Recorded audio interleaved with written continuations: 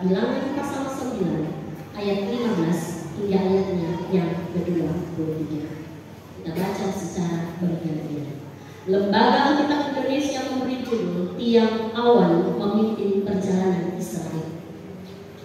Pada hari didirikan kemah suci, maka awan itu menutupi kemah suci, kemah hukum Allah, dan pada waktu malam sampai pagi awan itu ada di atas kemah suci, kelihatan seperti api.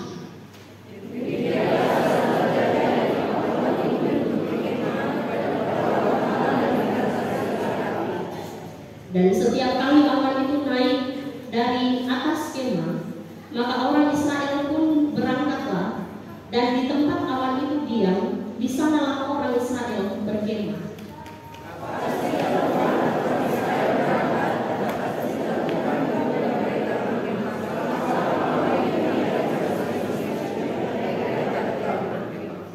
Apabila awan itu lama tinggal di atas kemah suci, maka orang Israel memelihara kewajibannya kepada Tuhan dan tidaklah mereka berangkat.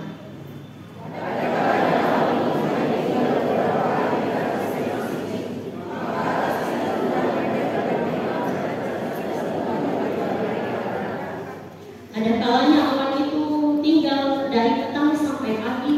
Ketika awan itu naik pada waktu pagi, mereka pun berangkatlah, baik pada waktu siang, baik pada waktu malam. Apabila awan itu naik, mereka pun berangkatlah.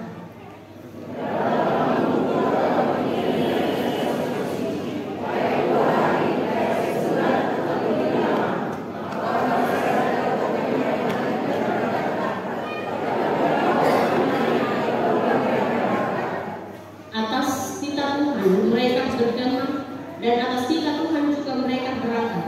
Mereka memelihara kewajibannya kepada Tuhan menurut titah Tuhan dengan perantaraan Musa. Demikian jauh bacaan kita pada saat ini yang disebut berbahagia, ialah kita semua jemaat Tuhan yang bersama-sama mendengar, membaca, bahkan dapat terlebih mampu melakukan firman itu dalam sepanjang kehidupan yang kita lalui. Shalom. Bapak Ibu saudara-saudara yang dikasihi dan diberkati Tuhan, kita bersyukur dan kita bersuka cita atas kebaikan dan kemurahan Tuhan yang begitu luar biasa, sehingga memampukan kita semua sebagai jemaat Tuhan boleh bersama-sama ada di gedung gereja ini, di rumah Tuhan yang kudus. Kita boleh dipimpin, kita boleh dipelihara oleh Tuhan, sehingga kita boleh ada di minggu terakhir, minggu kelima di bulan Juli tahun 2023. Sungguh berkat Tuhan tak terhingga, dan tanpa terasa kita sudah ada di minggu terakhir di bulan Juli pada saat ini. Bapak Ibu saudara-saudara yang dikasihi dan diberkati Tuhan, melalui bacaan kita pada saat ini yang menjadi inti perenungan kita, yaitu ada pada ayat yang ke-23. Atas titah Tuhan mereka berkemah, dan atas titah Tuhan juga mereka berangkat.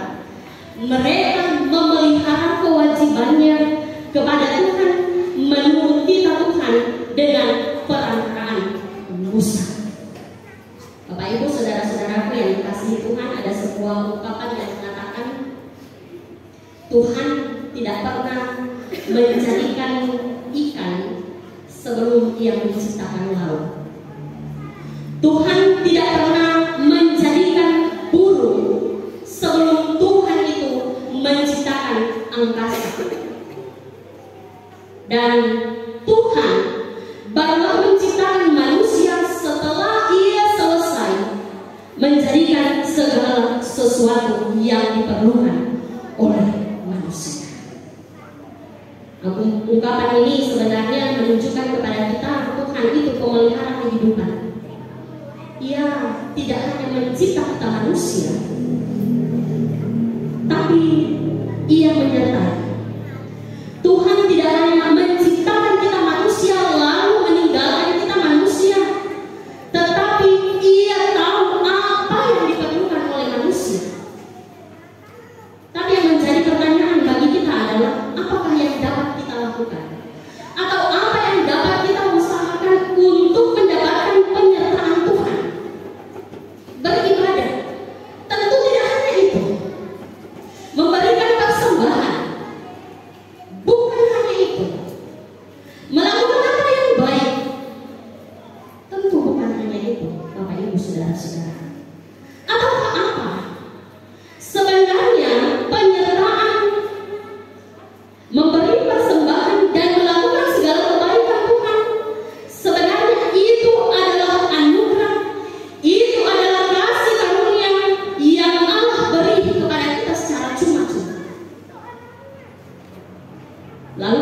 beribadah dengan tekun, memberi persembahan dengan banyak. Itu adalah cara hidup kita yang seharusnya dilakukan oleh orang-orang yang telah diselamatkan oleh Allah. Dalam hidup ini ada begitu banyak cara, tetapi sebanyak apapun cara itu, semuanya bermuara pada dua hal. Yang pertama adalah jalan yang menuruti titah Tuhan, dan yang kedua adalah jalan yang menuruti keinginan diri kita sendiri.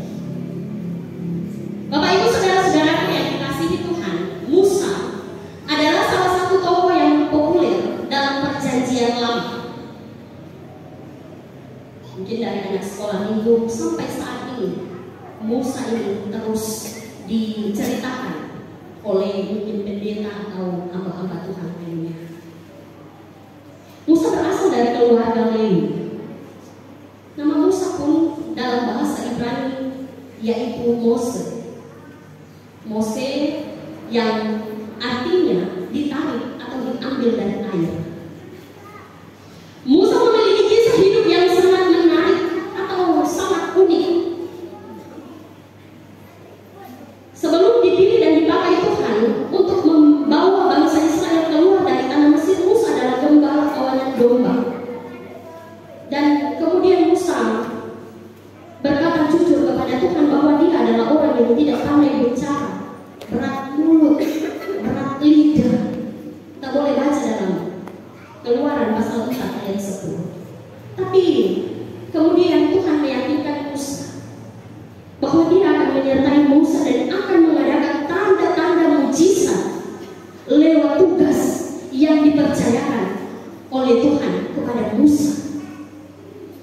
Musa dipercayakan untuk menjadi pemimpin bangsa Israel keluar dari Mesir, sekaligus juga dalam perjalanan untuk kembali ke tanah perjanjian. Khusus dalam bagian bacaan kita pada saat ini menjadi perenungan bagi kita yang menjelaskan soal perjalanan bangsa Israel yang dituntun oleh Tuhan lewat suatu tanda, yaitu tiang awan. Tapi juga peran penting Musa sebagai perantara. Nah, perantara menurut Kamus Besar Bahasa Indonesia, perantara memiliki arti orang yang menjadi penengah atau orang yang menjadi penghubung. Itu berarti yang dimaksudkan adalah Musa harus mengatakan sesuatu yang ingin disampaikan oleh Tuhan kepada bangsa Israel. Musa menjadi penghubung atau Musa menjadi perantara sebagaimana yang dipercayakan Tuhan kepada Musa. Suatu pekerjaan yang sangat terhormat itu. Tetapi di balik itu adalah sesuatu yang lebih penting dapat kita pelajari, yaitu Musa tetap dengan setia melakukan tugasnya, memperhatikan bangsa Israel, tapi juga menyampaikan titah Tuhan supaya bangsa Israel menjadi bangsa yang taat, menjadi bangsa yang setia, dan bangsa yang mampu melaksanakan segala titah-titah Tuhan. Titah artinya perintah yang harus dipatuhi. Jadi Musa harus menyampaikan perintah Tuhan untuk bangsa Israel, tapi juga menuntut bangsa Israel supaya mereka tidak hanya mendengarkan perintah, tapi mau taat dan setia pada titah atau perintah itu. Sebagai seorang perantara, tentu Musa harus memiliki strategi dan kemampuan yang baik dalam hal menyampaikan setiap perintah itu, karena itu akan sangat menentukan keberhasilan apakah perintah Tuhan itu ada, apakah perintah Tuhan itu mau dilakukan atau tidak mau dilakukan. Jadi saudara-saudara yang dikasihi Tuhan, dari bagian firman Tuhan hari ini kita dapat belajar bahwa untuk menjadi seorang pemimpin rohani, salah satu syarat pentingnya yaitu memiliki kerohanian yang baik. Memiliki kerohanian yang baik. Ada kalimat bijak yang mengatakan demikian, seorang pemimpin yang baik harus memimpin terlebih dahulu dirinya sendiri. Bagaimana dia mau dipimpin? Bagaimana dia mau memimpin kalau dirinya sendiri tidak bisa memimpin? Musa menjadi pribadi yang dipercayakan oleh Tuhan menjadi pemimpin bangsa Israel. Karena dia mau dipimpin oleh Tuhan dan hidup taat kepada Tuhan. Menjadi suatu refleksi yang sangat berharga bagi kita semua, termasuk yang dipercayakan sebagai pemimpin dalam bidang apapun. Dalam keluarga sebagai kepala keluarga, pelayan gereja, dan juga dalam bidang pemerintahan dan sebagainya. Seorang pemimpin harus memiliki keteladanan dalam cara berpikir, cara bertutur kata, dan cara bertindak, supaya itu juga boleh menjadi teladan yang nyata bagi orang-orang yang dipimpin. Pesan firman Tuhan pada saat ini yaitu marilah kita menjadi pemimpin yang hidup dalam bimbingan Tuhan, bukan bimbingan dari diri sendiri, agar kita mampu memimpin dengan baik, memberikan teladan dengan baik, dan mengarahkan orang yang kita pimpin ke jalan yang baik dan benar di hadapan Tuhan.